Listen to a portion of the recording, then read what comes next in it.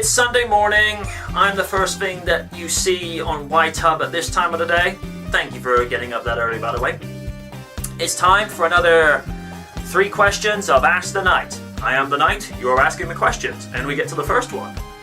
And it is from the esteemed and honourable Co92. How you doing? And his question: there are some people that say that debut trailers to movies don't show enough. What are your thoughts? There are some movies that show way too much. If you look at Amazing Spider-Man 2, for example, you pretty much see the whole shebang all in one go. Whereas you see some trailers like Let Me In, for example, you just get a tiny glimpse of what goes on. Jurassic Park, all those years ago, you get a vague concept of what's going on. And in the case of Godzilla 2014, I like the fact that Warner Brothers is essentially, you're just looking through a crack in the doorway. You're only seeing so much. And whilst we're on that subject, you know, I love Jurassic World with a passion. You know I do. But I had to call a few things out back in May, June time. Now you can check the link in the description below when I posted this on dynamicnight.com that Universal were showing way too many trailers way too soon and so many TV spots. I think they're up to like 18 or 19. You know, I appreciate you gotta get the word out, but sometimes less is more. Now, I made the comparison of, you know, comparing the amount of TV spots, trailers, basically the content coverage throughout the media, and then compared it with what ITV Studios did with Thunderbirds Are Go. Now, if you look at all the trailers, all the previews, all the behind the scenes scenarios and all that with Jurassic World, the amount of trailers and TV spots probably went into the 40s at least. With Thunderbirds Are Go, we had 1 teaser. We had 5 reveals, 6 if you include KO, for each Thunderbird craft. We had a look at the miniature worlds that was going to be used on the set, from Tracy Island to the train scene in Japan, and some scenes where you would see Fab 1 flying through a landscape, and to see Tracy Island at night as dusk was setting. And then all we got after that was the full-length trailer, not even a minute, and we only got flashes, just flashes of what we could expect with Thunderbirds Are Go.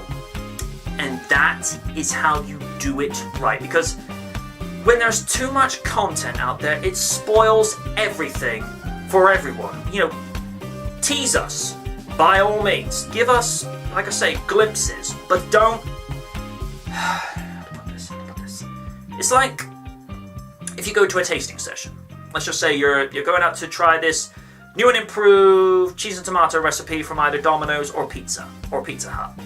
They give you a tiny portion of a slice, and it's just there just to arouse your curiosity, your suspicions, you know, to give you a reason to actually go into there and actually buy the whole shebang.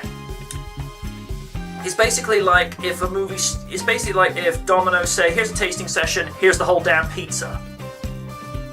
You'd be like, okay, some people be thinking, hey, and others would be like, whoa, hold up there. What if it's bad? You know? The whole idea of being, especially with the concept of teaser trailers, is meant to be like, that looks good. I must go to watch this. Yes. Channeling my inner Beast Wars Megatron there. So, after all that long-winded approach, I think it varies movie to movie. It depends on what you're looking for, because there are some people that want to get their content out, and they're so worried that people are not going to like it. Look at Amazing Spider-Man 2 with what they did. They were practically pleading with people to, please watch our movie, please watch our movie. Whereas, again, like I say, ITV Studios, they had faith in everything that they were doing for Thunderbirds Argo, and I still think they're onto a winner with this, because apparently 1 million viewers have watched the entire series week to week, from what I have been told. So, congrats on ITV Studios for that one. But yeah, long-winded answer, it varies.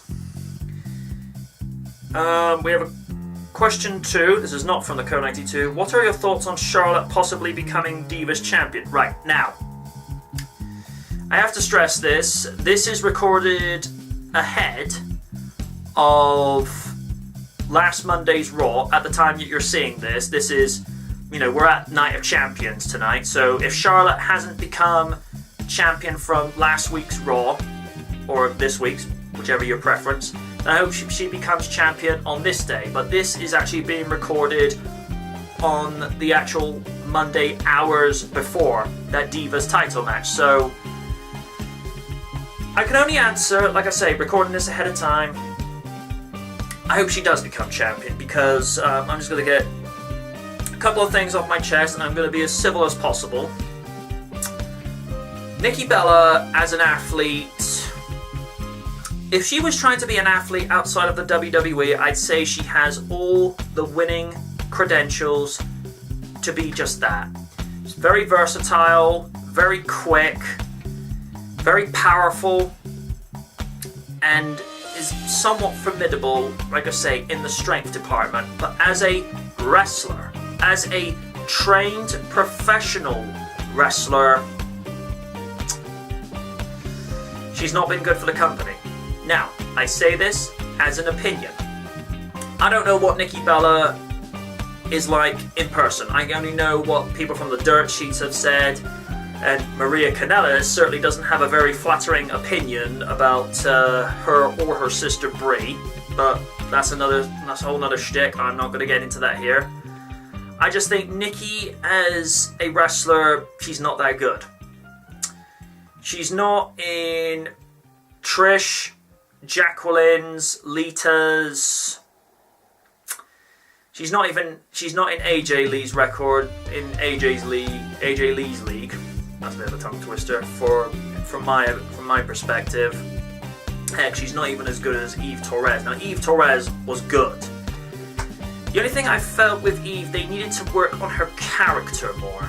As a wrestler, no problem. And to add another one to the list of wrestlers that Nikki is not in the league of, Beth Phoenix. That girl was one of the very best. And Mickie James. Mickie James is awesome. So Charlotte becoming Divas Champion, it's a little soon, but we all said the same thing about a certain wrestler from, I believe it was July of 2003, when she made her debut in a Women's Championship Battle Royale that also happened to feature, I think it was either Victoria or Jazz as Women's Champion. Correct me in the comment section below. I know the Co92 will. I know he's smiling.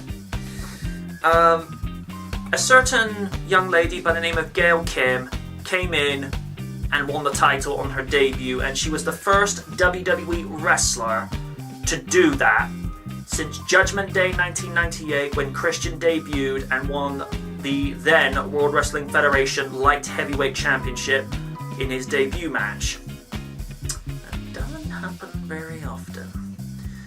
But anyway, Charlotte becoming champion, I see it as a good thing. It's a little early, but the woman has all the credentials at her disposal to be a great women's champion. Just remember her legacy. She is the daughter of Ric Flair. It don't come more excellent than that. And finally, question 3. Has WWE improved in the last year? I would say an emphatic yes. Now, most of you that remember, RDR Generation 1 split up after late April, early May 2014, because, well, aside from a few things, after 3 years, with the exception of taking intervals between each seasons of 2 to 3 week breaks, 3 to 4 weeks if it was the Christmas break. It's just how we did things. We were burnt out, and I don't think we did ourselves any favors with... I mean, at the time, the aftermatch was a good idea, but I think in retrospect, when it started getting longer and we started adding more and more content, and I was still trying to balance full-time work and doing my other YouTube content schedule, it became a little bit too much, and WWE at that point, creative-wise, was just atrocious. You know, I say that from opinion only, but I still go on record that I have not watched a single episode of Monday Night Raw since fall of late 2013. It was so bad. I'm just like, I'm done. You know, because I was writing notes for Oni at the time, and when I get to a point where even I can't stand it, it's like, you know that creative has dropped off the deep end, and we're not talking the good type of deep end. So yes, it has gotten better. It's, you know, the authority angle, it's like, for the first 6 to 7 months, yeah, it was insufferable, but now they've diluted it down to such a level where you're not really booing them anymore. You're just like, you know? You know the usual shtick by now. If you're watching this on Facebook, dynamicnight.com, or in the YouTube comment section below, leave a question in the comment section below, or tweet a link to my Twitter link in the outro. But until again, folks,